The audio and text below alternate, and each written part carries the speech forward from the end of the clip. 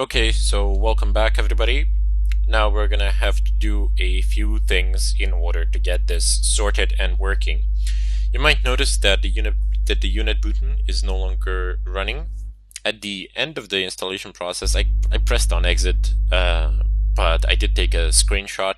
So this is what you will get. Hold on. There you go. So lots of things here in the background, forums, I am running through things, downloading things, going insane, berserk, but no big deal. Here it says downloading, extracting, installing, installation complete, and down below, look, it says, oh actually this is a screenshot from the previous attempts. It doesn't really matter, you're going to get the same exact message. It says that this is the point, the moral of the story. It will say that the created USB device will not boot off of a Mac. Insert it into a PC and select the USB boot option in the BIOS boot menu. So this is true. This is completely true. The unit button has told you that this USB will not work on a Mac. And it doesn't matter which, is it 2013, 14, 15, 2009, 10, 11, whatever. Completely irrelevant. This USB will not work as it is. We need to modify it, we need to play around with it in order to make it functional.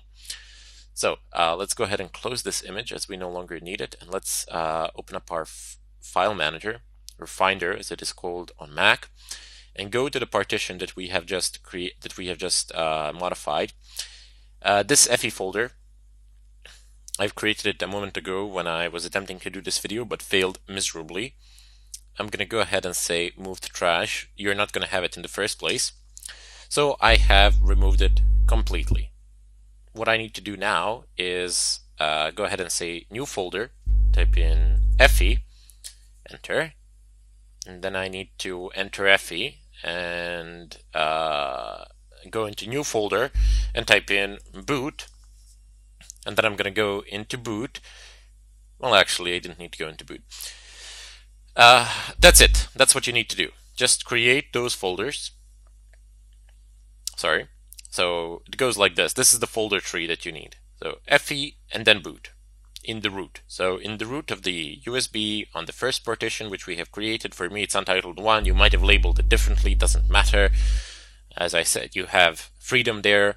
It does not affect it. It does not affect it in a technical sense, the boot process, that much. It's going to boot whether it's called tralala or whether it's called untitled 1, completely irrelevant. It says here FE and then here boot. This you need to create. Without this it will not work. So the following files that I will copy into the boot folder will be provided to you either on Udemy, or links for downloads will be provided for them on Udemy. So you will be able to download them from the net. I'm just going to go ahead and copy them from my other USB. There you go. So you need boot x64.fe, grub.cfg, grub x64.fe, mockmanager.fe. One of these four is going to work. The other ones will be pointless.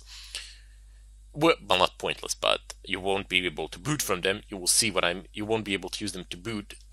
You will see what I mean in a moment. I'm just going to say copy 4 items. So the 4 items that I'm copying for here, as I said, they will be provided to you. You will be able to download them either through links, or I will post the files directly on Udemy. I'll see if they'll allow me that. So you will be able to get them from the net, because obviously you won't have them on your machine.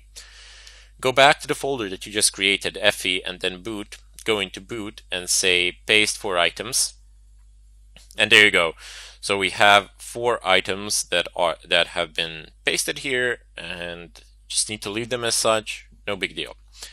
Now, if you have followed the tutorials along the merry way, as I have shown them, in the order in which they were given, if you have followed through this whole section for a Mac on how to do this, on how to first create a virtual machine, install it, etc., then this next part won't be a problem to you. If it is a problem to you, if you're just skipping through the videos and going where you can or what you think is interesting, I would suggest to go back a few tutorials within this section and have a look at how I have made this particular setup. So I'm stating this because I am about to open up a virtual machine and format a partition from within Kali. So I have demonstrated how to create this setup. Now we're just going to utilize our setup from the previous tutorials to our advantage. Go into downloads, sorry, not in the application folder. If you have followed everything through, you will have VirtualBox here. Then open it up, and also we're going to need to eject this device. Eject all, yes please. Couldn't be ejected because terminal is using it. Again, seriously.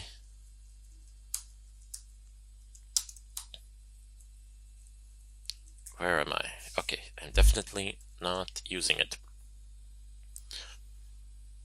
So let's go ahead, triple clicks.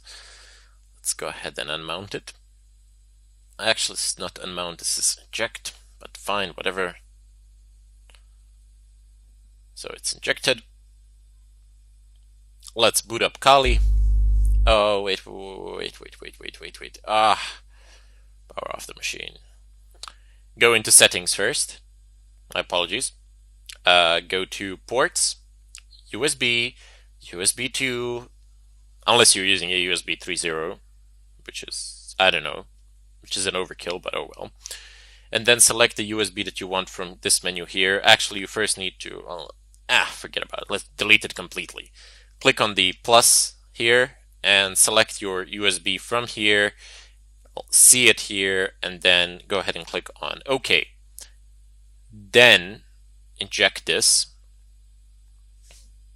Eject all.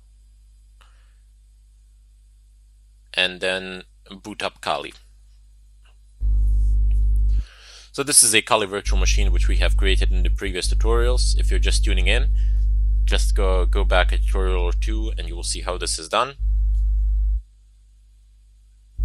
And the reason why I'm doing this is because I really don't know how. I mean, I could basically go onto the net and figure it out how to do it on a Mac, but it's just so much easier for me to do this on a Linux and to format the partition the way I want to format it. We're going to use gparted, which is just so awesome of a tool that I have come to love and admire over the years to format our second partition. So we're just basically going to do that.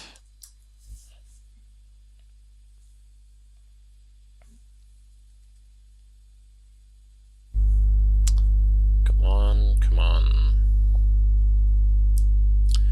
Booting, excellent. So you see, I already have these two here. Kali can see both partitions without any problems. Now we're gonna open up a terminal and type in gparted. Okay, gparted or gpart. Are you serious? Gee.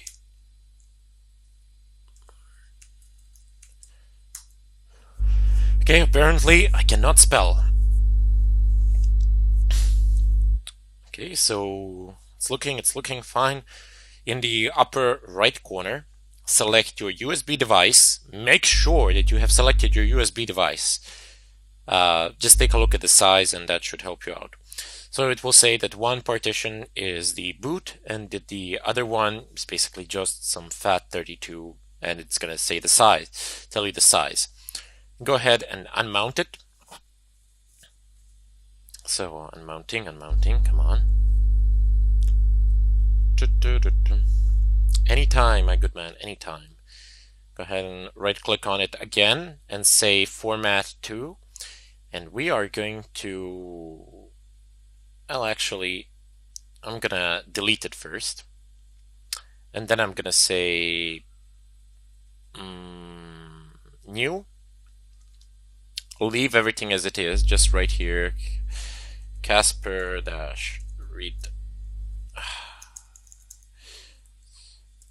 Casper-read W. Leave it as a primary partition. Go ahead and click on add, and then we're going to go into edit, apply all operations. Well, before we actually do that, let's just be cheesy a little bit and see if we can change the label, since I was a genius who didn't change it. And I like to complicate things, which will likely mess it up. I don't think I will be able to do this, but let's see if there is an option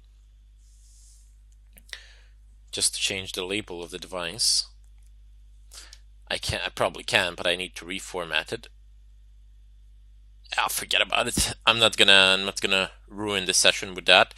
But it doesn't really matter. I've unmounted it. It says creating primary partition ext4 49 78. That's about 50 gigs on dev stb.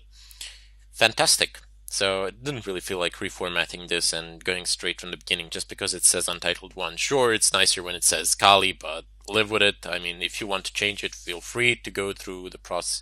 Feel free to change it at the beginning or go to the procedure again. It doesn't really matter at all. Now that all of this is done, we're gonna say quit. We're gonna close the virtual machine. And we're gonna close, yeah, sure, we can close this as well. And in the follow-up tutorial, we shall install another thing, which from the net, again, I shall provide the links for this or the download itself, which we will be able to utilize in order to create the boot, which will be the third and hopefully the final portion of this series. If you're wondering why am I fragmenting them so, it's because I have certain time limitations for videos when I put them on Udemy. Until then, I bid you all farewell.